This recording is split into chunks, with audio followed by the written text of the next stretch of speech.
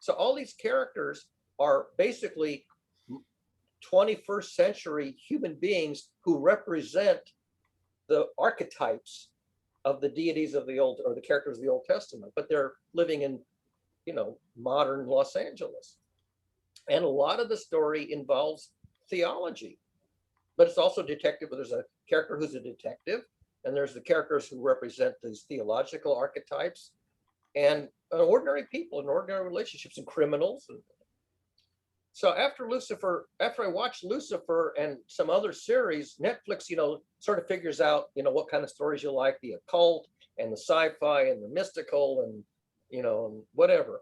So it steered me a couple of days ago into one from CBS that was on the air back in 2004 to 2007. It was a series that I never heard of. A series called The 4400.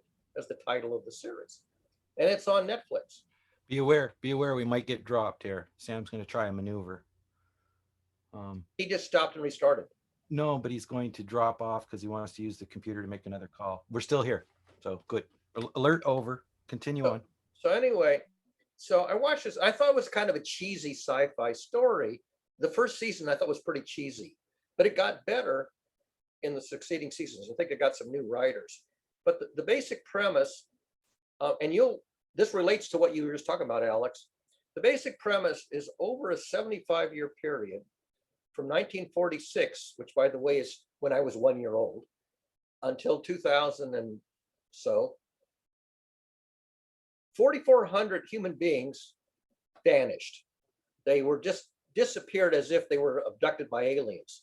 And in fact, they were abducted, but they weren't abducted by aliens. It turns out, I don't think I'm giving anything away here, they were abducted by humans from the future. And these 4,400 were selected because they had aptitudes and talents which were undeveloped but developable. And these are aptitudes and talents which the humans from the future thought would be aptitudes and talents which could be put to use to save humanity. They had the brains and the abilities to do what needed to be done to save humanity. And so the humans from the future abducted these people, upgraded them, enhanced their native abilities, sent them back with the expectation they were going to, quote, fix things so that we didn't go extinct. And it turned out they had a benefactor. The benefactor was a wealthy real estate mogul who had earned lots and lots of money in the real estate market, and he had all this wealth, and he was sort of running out of things to do with it besides making more money. And he thought, I want to do something good with all this money. Let me take in these 4,400 who have these enhanced aptitudes and see if I can help them achieve their goal. And he became their cult leader. He became their savior, their economic savior and their protector. But he wasn't the one who had the brains. He was the one who was simply going to give them a safe place to live, because the rest of the government and the other people thought these people could be dangerous. This could be the few who are going to wipe out by genocide the rest of the dumb ones, and so that the progeny of the 4,400 was going to save the world. They were going to be the only ones left. So there was this faction between the 4,400 enhanced people who were going to save the world and everybody else who said, yes, you're going to save us, or no, you're going to kill us, because how would they know?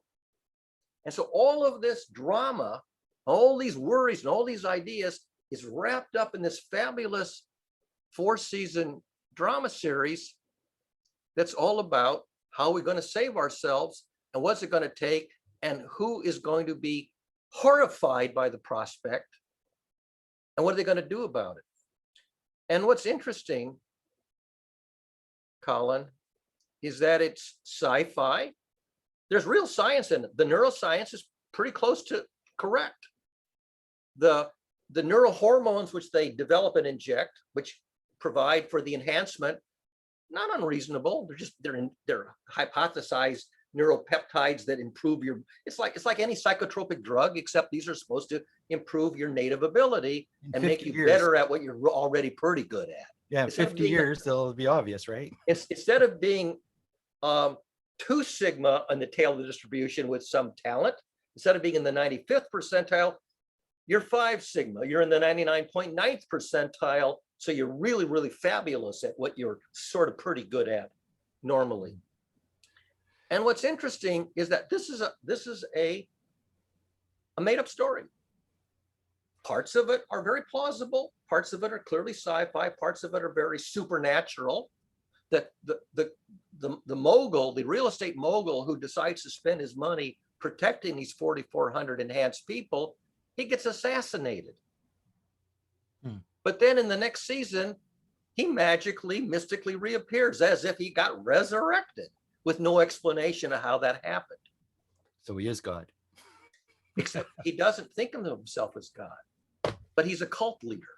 So it's about cults, and you have these different cults, the believers and the non-believers and the skeptics and the paranoids. So you have these interesting phenomena, and people don't know what side to be on. They don't know who to believe and who to debunk and who to fight and who to help.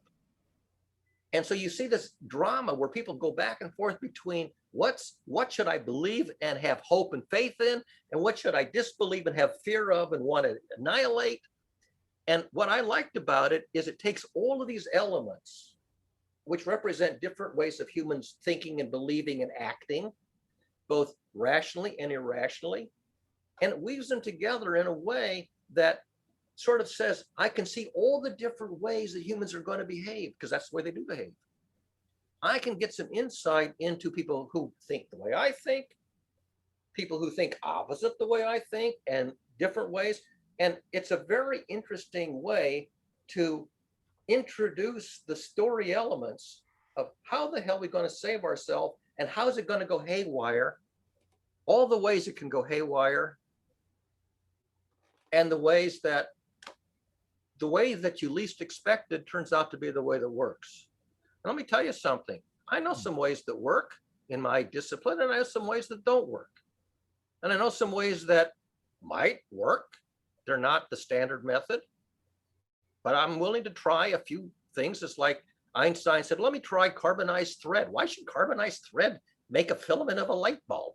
But he tried things that, didn't have much behind them, and it finally something works. And so you make discoveries and you make hypotheses, and hypotheses come true or they don't come true. And I happen to find this drama series, these pseudo sci-fi apocalyptic dramas, very interesting because they sort of juice up my thinking. They help me think, is that plausible or is that nonsense? Okay, is the way that I have been thinking sound, or is it got a flaw in it? Because you see the flaws. And I decided that this drama series, which I've been watching, Lucifer and Manifest and 4400 and the Chronicles of Narnia, and there's a bunch of them. I said, this dramaturgy series needs a name. If you watch the soap operas, it's melodrama. It's all relationship melodrama. And then there's psychodrama, and there's rom-coms, romantic comedies, and there's all these genres that have niche audiences. And I said, this genre has a pretty good audience. There's a lot of people following Lucifer and Manifest. And I said, I'm going to make up a name for it. You're not going to like this name, Colin. I decided to call it theodrama. Yeah, no, I heard it, and there's no problem with that. Like, I don't deny history. It's how people try to introduce big picture, long time frame visions. So if you're sitting here in your little bailiwick doing what's, your job and your living and your life, and you're not paying attention to all the other bailiwicks out there, you have no idea what's going on. And what these series do is it causes you to zoom out in space and time. You look at things over a long time frame and from the big picture, and that's systems thinking. It's really an introduction to systems thinking without having to take a graduate level course in it. It's just making you appreciate what's involved in thinking at the systems level. So are you saying it's the science fiction mixed in with theology that gives it that context? Because now we're able to theology talk is about unavoidable. And if you're going to do systems thinking, over the big picture, over the long haul, over centuries, and survival and sustainability over centuries. That's what you call systems thinking. I call that ideology, which is a system for humans. Yeah. Okay. But it's thinking of the whole system. Yeah. How everything interrelates System to thinking to everything me else. is more, system thinking to me is more, once you get the authority to go ahead and build the system, then you got the system thinking industry doing it. But before that, it's philosophy to me. That's in technology. Yeah. And you can do that in the internet. You can systems design the internet. You can systems design a computer, systems design the telephone network, systems design the aircraft. Right. So I'm thinking of systems as things that actually exist as opposed to things that you could create. So you could say we're doing systems thinking here, but I think we're in between systems thinking and philosophy or ideologies. And that's why it comes down to trying to define what is better. And community building. We're also doing systems thinking about governance models and community building models. The wicked problems. We're dealing with hard problems because if you want a governance model, you're governing people. Yeah. Whole population. Because if you want a community building model, you're governing a community. And so community building and community governance, self-governance of a community, and global governance, this is a system problem where the elements are living people and the biosphere itself, because we also have our food. Go ahead, Alex. There's an awful lot of people studying systems at the moment that are involved with the global financial system and blockchain. Yeah, that's one. That's holochain, Ethereum. Yeah, there are people who focus that's a spreadsheet. It's a spreadsheet database. And what they don't realize, and what the guy who invented the blockchain, what's his name, Satoshi, whatever his name is, he didn't figure out how much energy electricity energy was going to take to compute the blockchain. He never figured that into the equation. But they're working on alternate proofs. I know they're working, but the thing is, right now the blockchain's big bugaboo is the amount of electricity it takes to run all those calculations. Yeah, 12 months ago. 12 months ago, that was a problem that came up 12 months ago, and they figured out that if you use solar energy and wind energy to power the computers that are crunching the numbers, you can create Bitcoin. But with blockchain, you don't need to create coins with blockchain. You don't need to do mining with blockchain. You can use blockchain without mining and using that electricity. It's called eco coin, green coin. You still have to compute the hash functions. You have to.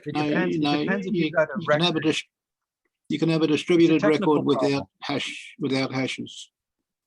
You can't have a distributed record with one source of proof. You have to have things. You have to have a system, unlike the banking system, that can catch up to itself. The banking system or money has to be more real time, like flying to the moon and stuff. You have systems that you can have in a truthy state that will eventually synchronize. Then you don't have to, go to all this problem. Like holochain, for example, they're neighborhoods of trust. So it's not like one great big holochain where Bitcoin is one great big thing. You have all the records, and if you want to get something in there, you got to do some serious calculations. There's thousands of programmers working on the problem. Yeah. I'd like to switch the topic though, because the technology stuff in this group is really interesting, but I think it misses the point. And can I just finish the go ahead finish what I was getting at. So I'm a systems thinker. I have a PhD from Stanford in systems thinking and a career in systems thinking in the telephone network.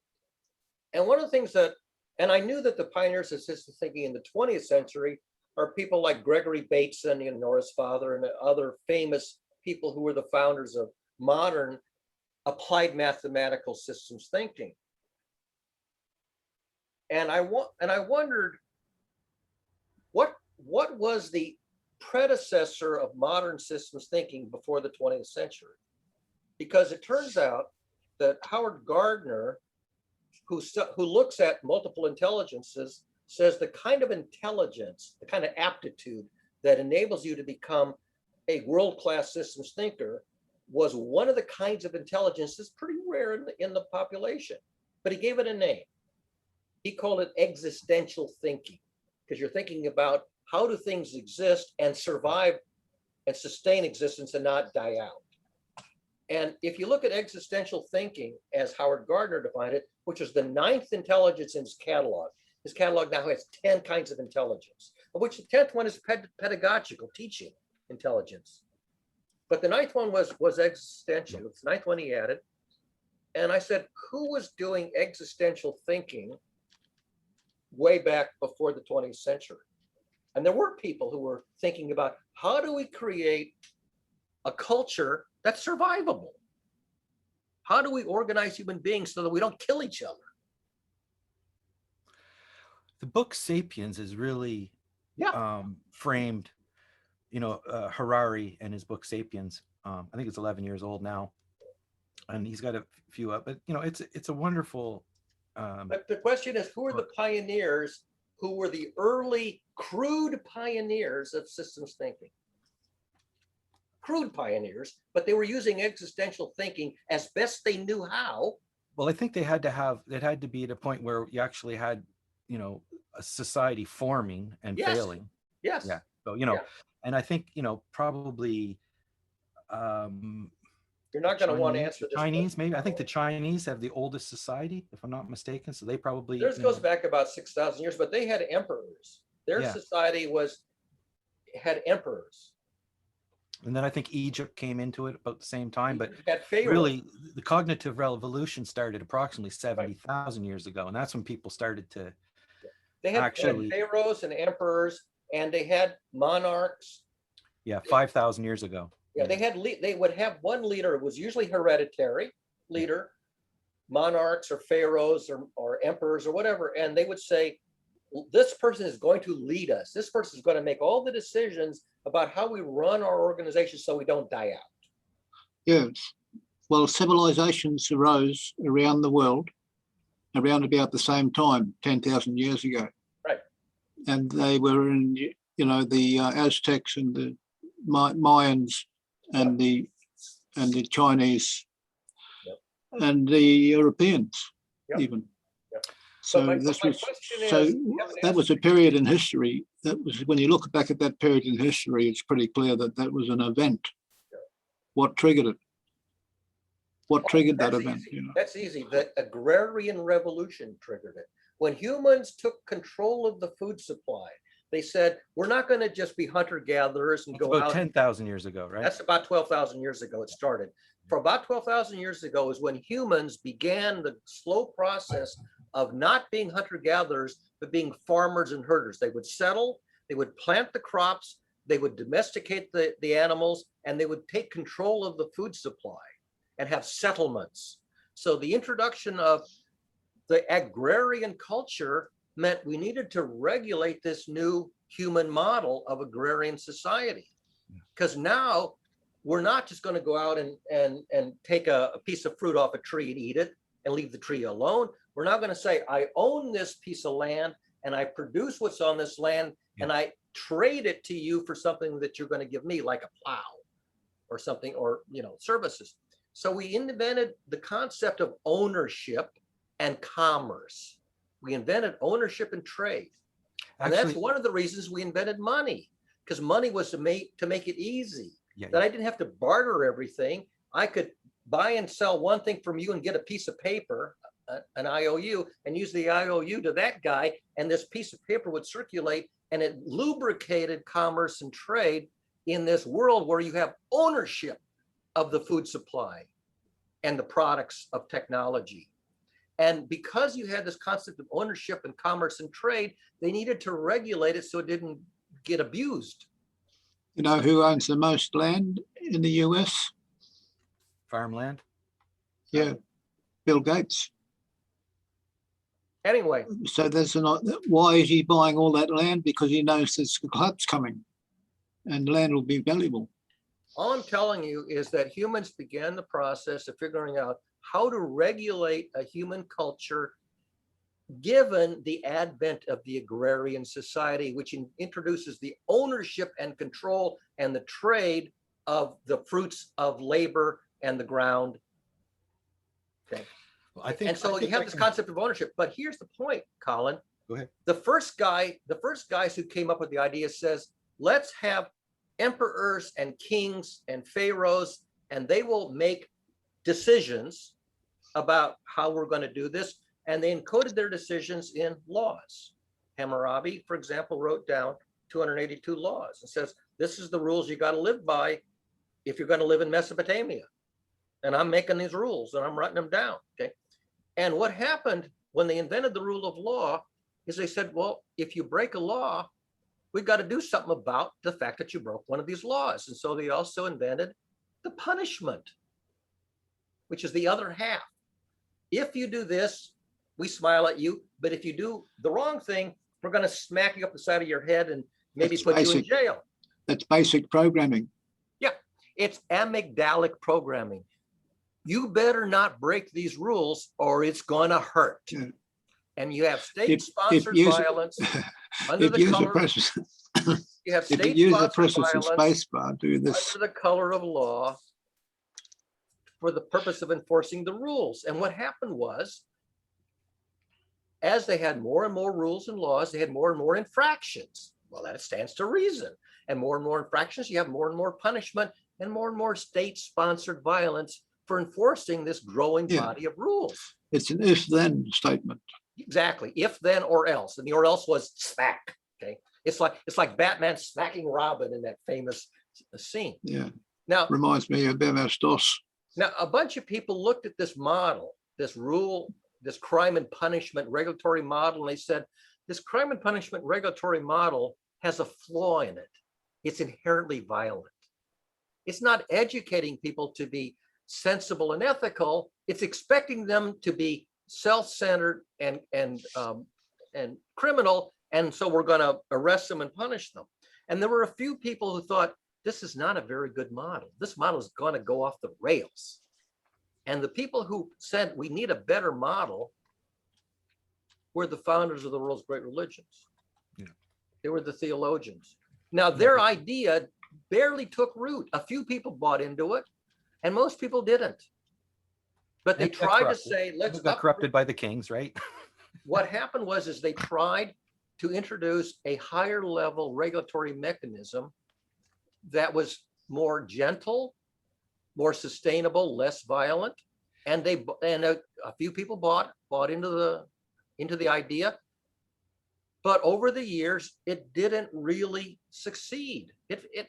Essentially, we still have a rule-based culture 5,000 or 6,000 years later, but there's still people who think that would be a better model if you could only get people to accept it, except that we haven't gotten people to accept it. So all these theodrama stories are sort of repeating this idea that the theologians tried to introduce and failed, but they're trying to do it through edutainment, educational drama. And that's why it's theodrama.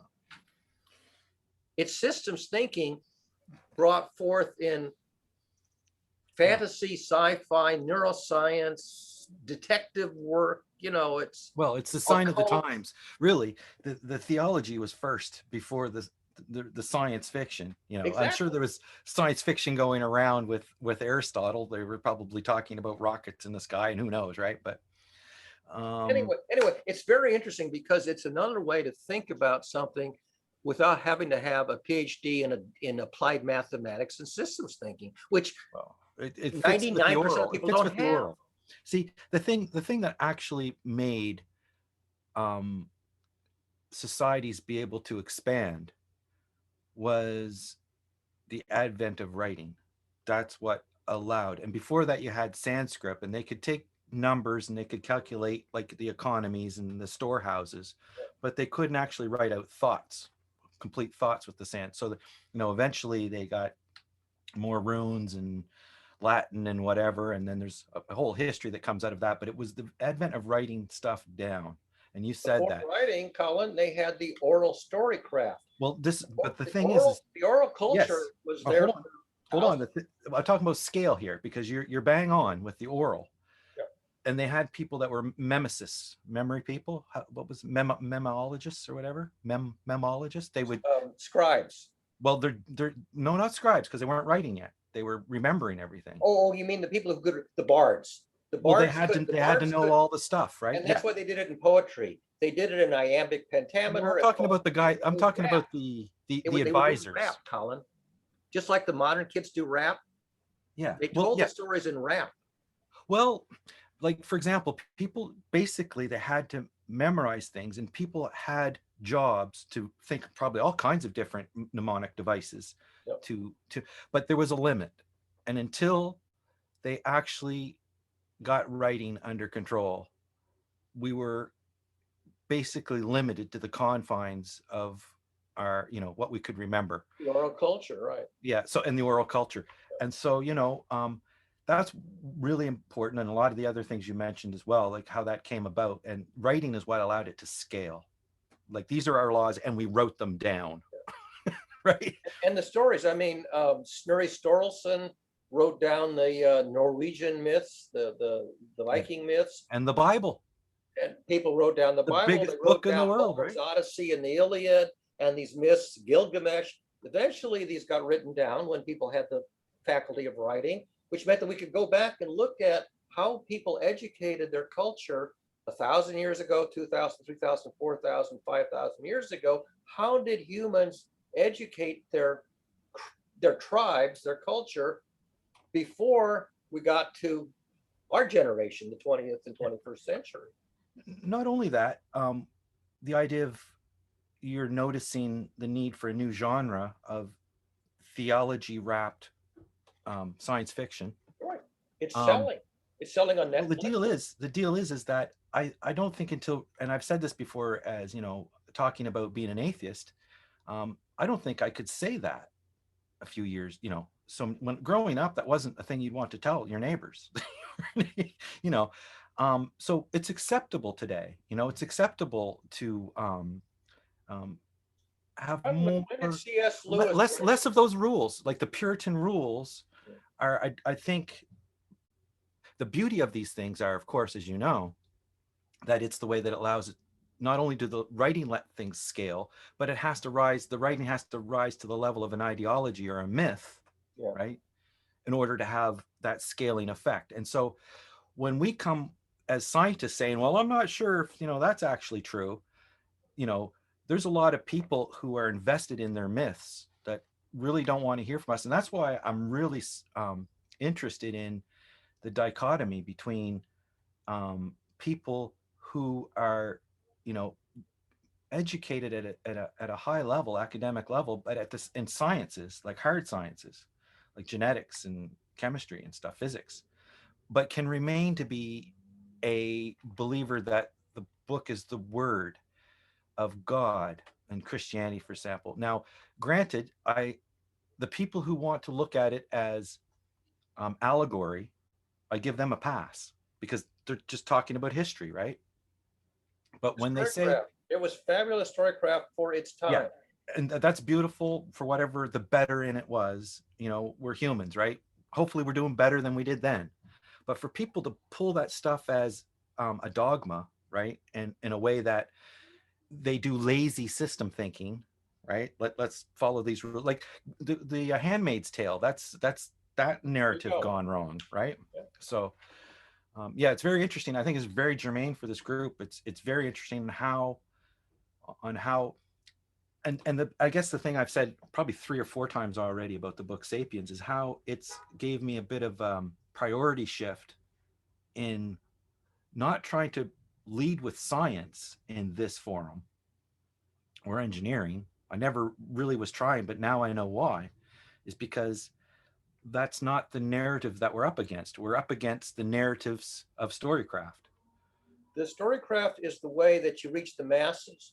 Yeah. If you want to reach somebody who can build a working computer, you reach them with the mathematics of electrical engineering and computer science and Boolean logic and all that stuff. And 5% of the population might become competent to work in high technology.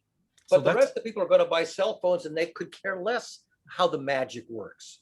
So you can look at the way I'm thinking about it, not like he really doesn't know what he's talking about because he can't explain what he's trying to say. More that I'm looking at the phenomenon and saying, what tools could we use to better align our narratives without having to resort to authority, which I think is the big word. I think is the big hidden word, the elephant in the room in this conversation. And authority is derived from the ideology, right? Which is why I think that spending time in the world of dramaturgy is constructive.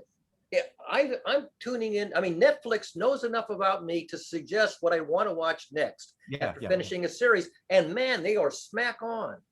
But who cares? So, and like I'm saying, if we built that dynamic knowledge repository that we could validate and prove, given enough money and time, every fact we can prove in there and has been proven before, or it wouldn't have been in there. We can reprove it, but it's going to take some time. But you have to buy into the fact that science might be right. Like, even though we don't have all the answers, it seems that these things are reliable and it keeps the airplanes in the sky. But there's that compartmentalization of that narrative with the majority of the public, as you know. So most people don't care what keeps the airplane up as long as it stays up. This is the point. So how do we make them care? And if they say something like, well, airplanes don't matter, we don't have to go ask Barry, could you give them the 14 treatment? It's like, we've got a better way that basically discredits them. And there's this guy who's following cults, and his name's Telltale on the internet, Owen. And he had to move his family out of the town that they're in because they turned on him. It was so religious. But but that's interesting because in all of these theodramas, cults keep showing up. Yeah. So he's after these cults, and one of the people that he's following are preachers who are professing Trump as the Trump is a cult leader. He's still the president and he's going to be reinstated. So he's following these people, and this guy is still in June making videos. So he basically, this Owen guy is following these guys, but he said the point, which is the point I'm trying to make. How can this guy still show his face on the internet? Whether he's got, a mental problem or whatever, he was a church leader, right? I think he's been kicked out of his church. I think he's been kicked out of not Trump. Well, I'm talking about no, the preacher who is saying Trump is still God's choice and he's still the president. He still controls the army. He's a cult leader. Yeah. Well, this preacher, I can't remember the name of it, Fireside Church or something it was called. Yeah, and he got kicked out of it for ungodly like conduct or whatever. So I guess he crossed the Puritan line somewheres and they caught him. They just got rid of him. But the point is how can this guy go on social media with all of the reality and claim what he claims and still show his face? And those are the people we're against, whether they're, and as a diplomat, how would you approach somebody like that? I would, how I would approach him. Pick a number between 1 and 14. Because you can't reason with somebody who is not open. So the next thing is not to yell at them because they're opaque. The next thing to do is tell their story. The next thing to do is humor, mockery, that kind of stuff. And that's where it comes from. Right. I did parody, I did satire, I did comic operas. But it has to be placed right, and it has to be placed with the evidence to back you up, and it has to be. I'm a rank amateur at writing allegories, parables, satires, fables, fairy tales, comic operas. So how do we get the people behind the science? Huh? How do we get the people behind the science into the narratives that will be respected enough? And you're saying, well, they're doing it with theodrama, and they're doing it with science fiction, and they're doing it with video games, and they're doing it with virtual reality, and they are. They are. They're doing with simulation models. I mean, in a sense, a story is like a simulation. Yeah. Okay, except that it's one author's concept of a simulation. It's one run.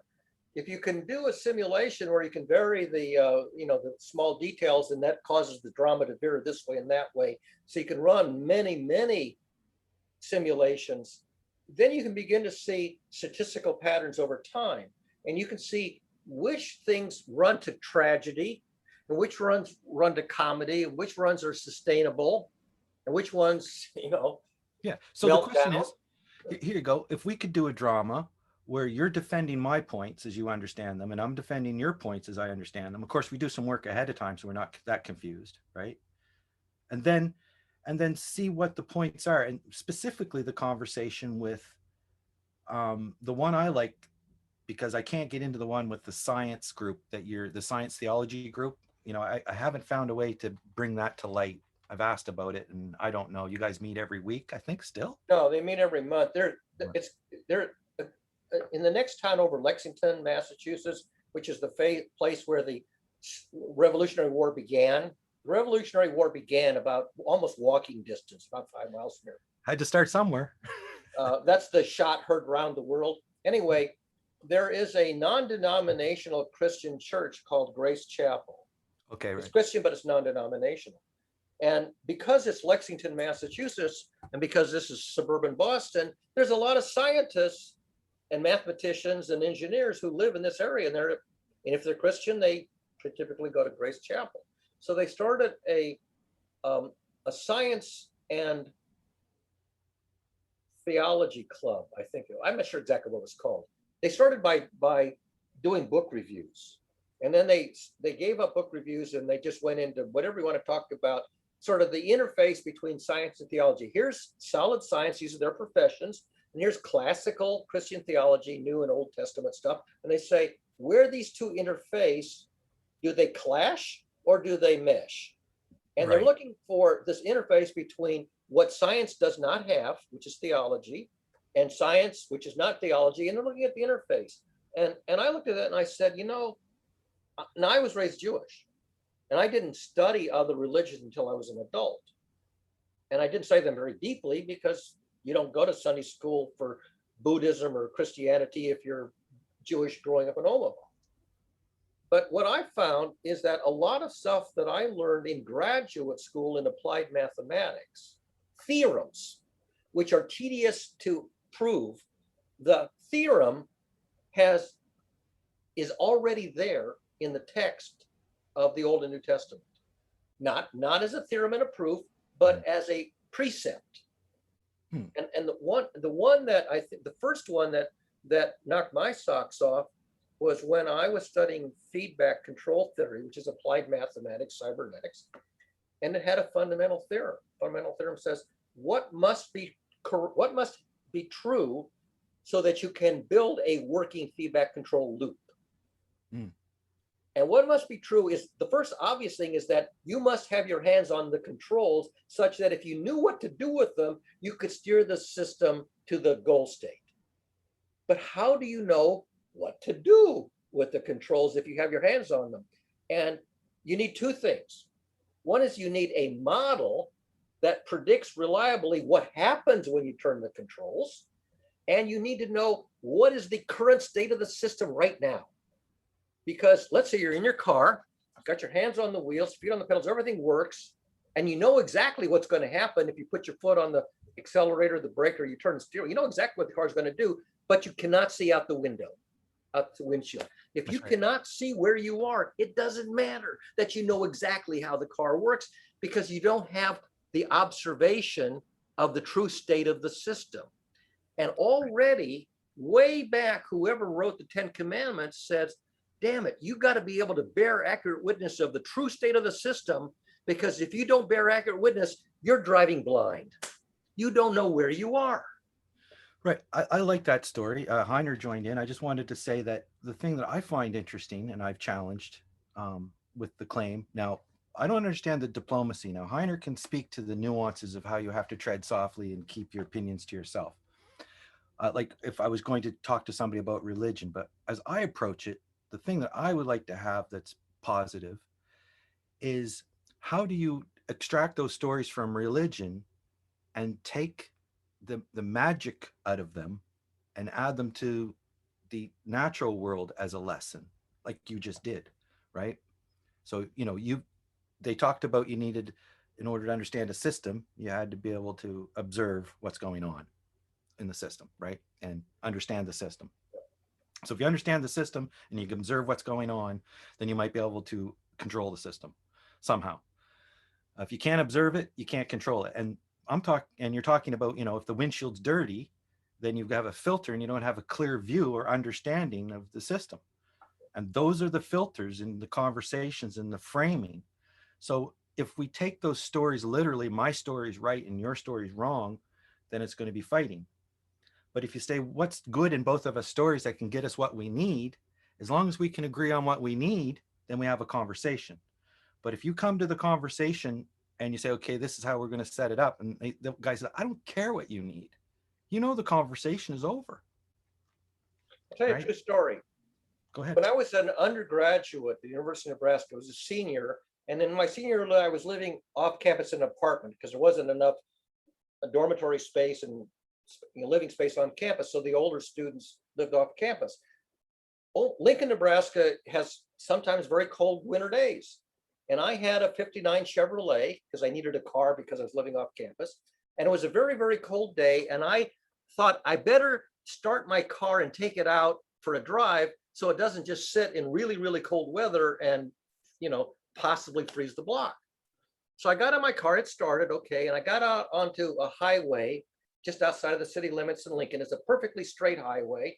It was a weekend, nobody was on the road, and I want to give the car a good workout. So I get it up to highway speed, and you know what happened?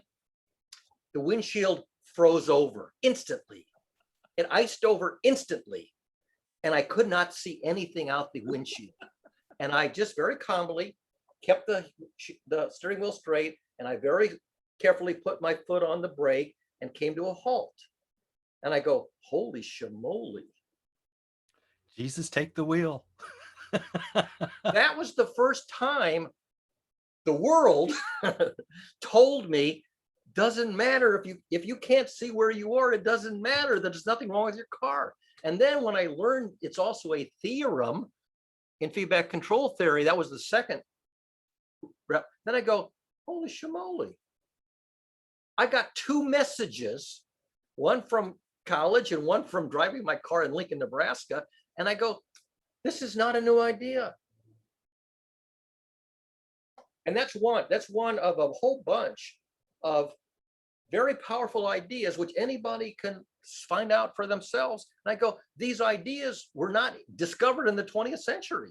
They were discovered a long time ago, and people wrote them up in all kinds of ways and stories and documents and whatnot. And these powerful ideas are not obvious. You're not, oh yeah, everybody knows that. No, everybody doesn't know that. You're muted, I think. Yeah, you're muted. I say not obvious to everybody, but I think the point is that, you know, once you start having, if you're curious and you want to learn, then you start to learn from different people. Like what I know, I didn't just sit down and look out over the lake and say, oh, I'm coming up with this. Like it's from teachers and mentors, and I might come up with an idea, but is there really an original idea, they say? Well, to come up with one original idea that's truly original. Most of the ideas that I discovered, which I thought, gee, nobody told me this, I never learned it in school. I went back and said, oh yeah, it's in the literature. It's obscure, it's in the literature. So I think it's a sign of becoming competent when you're inventing things that are already invented, of course. Like, you know, you should get used to the fact that there's 10, if it's a good idea, there's 10 people working on it, right? What astonished me, Colin, is that when I started thinking about the interplay of emotions and learning, and I thought I can model emotions and learning using, believe it or not, Newton's calculus. Why should I be able to? But it turned out that the way I thought, I go, this is an example of Newton's calculus. And when I wrote it up, people said, either this is off the wall, Barry, or it's already in the literature. I said, I can't find it in the literature. Can't be right, you know. Well, it turned out when we finally showed it to the National Science Foundation and they said, this seems to be a novel idea. They never saw this idea before, this mathematical model. And I wrote it up. We got funding. I went and gave a talk. The very first time I gave a talk on this model, this mathematical model, saying that emotions are the time derivative of learning. Just simple calculus. Acceleration is the time derivative of velocity. Emotions are the time derivative of learning. And I presented it to a conference called the International Conference on Advanced Learning Technologies. They were mostly writing educational software for using computers, automated learning systems. At the banquet at the end of the conference, I had met this lovely young lady there. And I just, was smitten by her. We're sitting at the same table. We got to dessert and I'm chatting away with her. And she stops me. She says, Barry, stop for a second. I said, what? She said, Barry, they just called your name. I said, what? She said, they just announced you have the best theory paper award for the conference. Get your ass up there. This was an idea that nobody thought had any merit, was right, wasn't in the literature. And the very first time we presented to a group of specialists, they give me the best theory. It was a novel theory. It's probably the only novel theory I've ever had in my whole life. Yeah, and it's good. And you gave a presentation on it, and I appreciate 1/3 of it. math. I gave 1/3 of it. Well, I appreciated the math of what you showed. Yeah. I get the analogy and the math behind it, and the quadrants of trying to find out what would be a proper action with these inputs if you put it through the derivative. What generally showing a direction of action based on, as you said, the derivative, second derivative, third derivative, and relating them to higher ideas of storycraft and things that you're doing as well, tied into the. So, but it's so. I find that in a closed system, and this is what I was going to say, if you're going to get criticism on this idea, how would you accept that criticism, and what format would you enjoy that in? Since you've put a lot of work into this, maybe you don't, as Sam was saying earlier, you don't need to be interrupted until you finish the whole presentation and people understand. People dismissed it for the first 15 years. When I showed it to the professor at MIT, who eventually endorsed it and adopted it, for the first 5 years, she thought it was baloney. She thought either it was wrong or it's already in literature. And in fact, when I kept saying to her, I cannot find this literature, it appears to be an original theory, how do I know it's any good? She said, it's got to be, if it's any good, it's in the literature. She says, I'm going to do the literature survey. You're not looking hard enough. And this professor at MIT did a literature survey. And she said, it's not in the literature. But you know what? This is an area of undeveloped research. She says, I'm going to dive into this field. I'm going to call it affective computing, literally mathematical computing of emotions. She creates this whole discipline of affective computing because she didn't believe that what I had was any good, or if it was any good, it'd already be in the literature. She says, and it's not in the literature. And you know what? There is merit to this idea. She signed on to the NSF application. We got the NSF grant, which lasted 8 years, got the best theory paper award. And my friend at MIT, after 5 years of saying this is baloney, becomes the world leader, founder of affective computing. And by the way, she's using it now to save people from epilepsy. Because just before an epileptic seizure, what happens is that one side of your body has a surge of emotion signals and the other side doesn't. And this asymmetry can be picked up instantly by just a little wristband on each side, wrist or ankles, and it can detect the onset of epileptic seizure before there's any visible sign, and can send out an alert to the caregiver who can go and save the child, the patient, so that they don't have an epileptic seizure and die. That's one of the applications. Got nothing to do with emotions and learning, just the sensing of the emotions. Right. I was going to point that out. Did you want to say something, Heiner? Well, I was waiting for 15 minutes. Yeah. I enjoyed, and it's like an ecliptic. In another 4 hours, I will join you again. No, I've had enough. And some of these stories I've heard before, but I think okay. practices. I'm talking now. Yeah. I heard all these stories before. Yeah. I really enjoyed to follow up besides your conversation. I was wondering when and how I should witness another eruption or another misbehavior.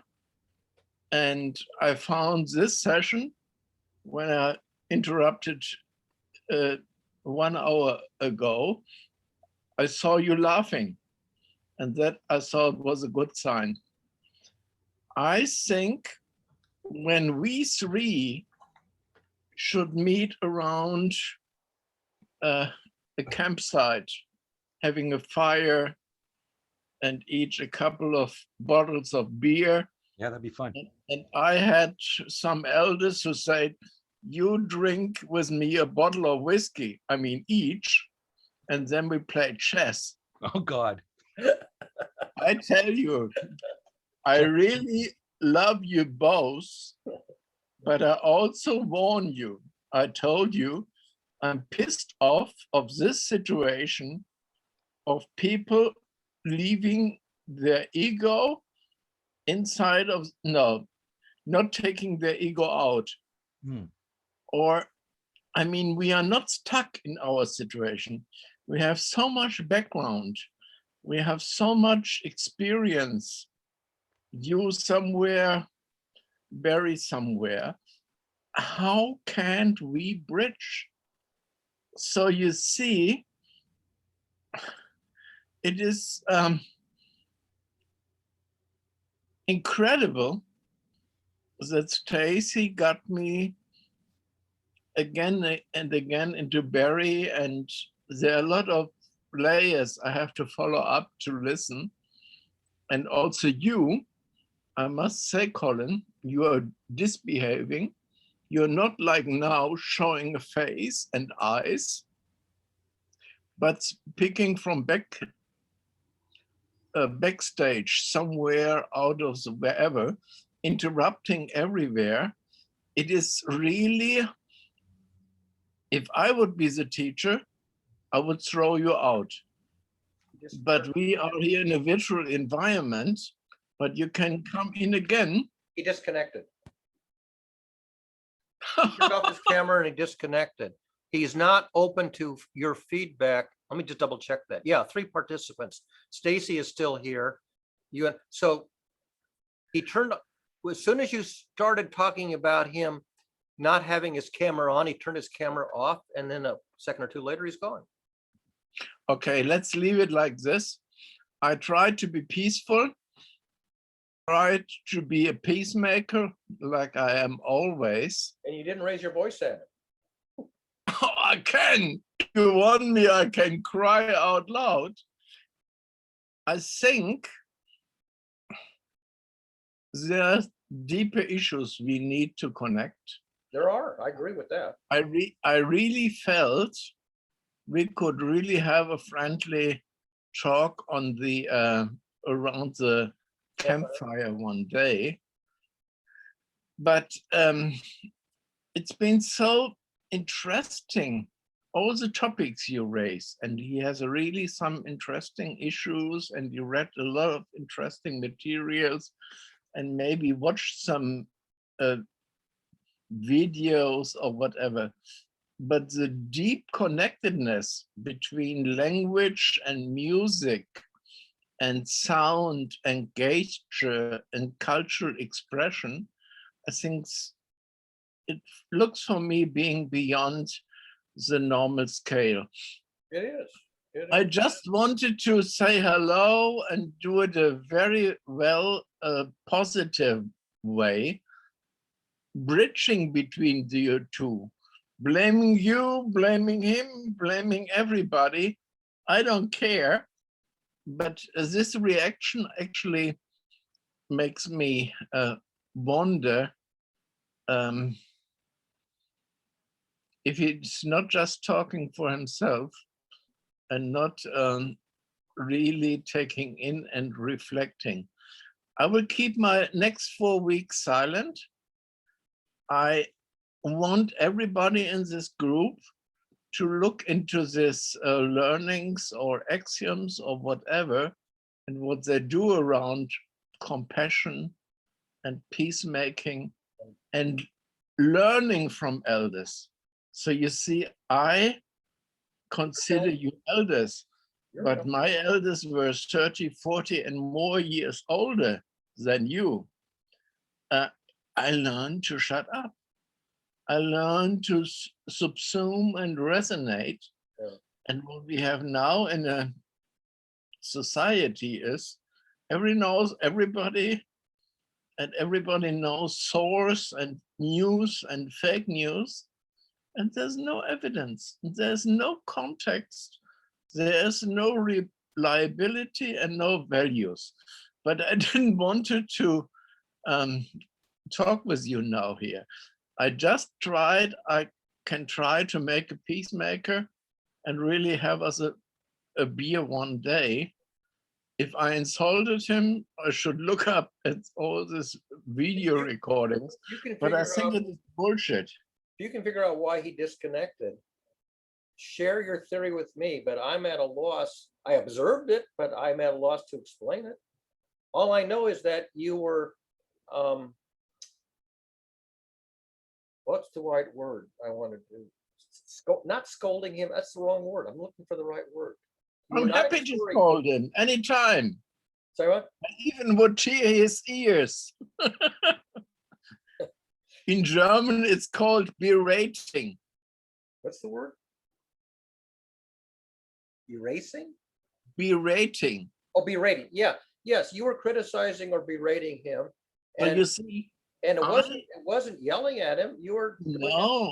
I was just giving him some square and some positions. So berater in German is a word meaning consultant. And I wrote on my visiting card for maybe a couple of years, berater. But berater means consultant. Oh, really? Yes. And those, they looked at my visiting card and were always laughing. How can you be a berater? And I couldn't understand them because for me it was consultant. It's funny. And I had my visiting card, geophysician, and they always laughed at me because I'm geophysicist, not geophysician. Interesting. So you see, you can only laugh by questioning and not by turning the camera off. It's interesting, Heiner, because for a time at Bell Labs, my title was consultant for a couple of years. And as a consultant, I had to critique proposals that had flaws in them. So the joke was I would go to somebody and I'd say, your baby is ugly, but do I have a line of cosmetics for you? and so instead of calling me a consultant, they called me an insultant. Because yes. Your baby is ugly, but if I got a line of cosmetics for you. So it's to be a consultant is to tell somebody the straight scoop, which means that there are flaws in what you're doing and they're fixable, but you gotta be kept, in order to fix them, you gotta admit that these are flaws that need to be, patched up. Okay. So anyway, you are for me in emotions and computing like what Paul Werbos is for me in science and consciousness. Okay. Father of machine learning and all this. No. I think you met him in one of my sessions. Possibly, but you'll have to direct me to it because I don't. Well, he was also with us when we did 50 years problematique with Christakis. I was there for the first hour. Anyway, he was there in the session and we just really push forward this broader systems thinking. And that is what I'm doing on Wednesday with the Club of Remy, taking the old and the new and the lingual and the musical and intellectual and whatever together. And I pushed Paul to discuss with this Jason from School of Remy to really look beyond systems and cybernetics. And Paul did this all his life. He did the finance in the NAS, NRC, whatever national research councils and whatever groups. He was, as a Karl Deutsch pupil, he was someone who is spreading the research. And he's very unhappy how they do the research now in all these government agencies. But I think around these groups on music and spirituality and science and maybe education and theater, we should really get the right people together Yep. to be open and work, not do networking, Yeah. but work. Rainer, I have to pee really bad. Can you give me 30 seconds to pee? No, we just dance another time. Oh, okay. I call you another time. Bye-bye. Bye-bye.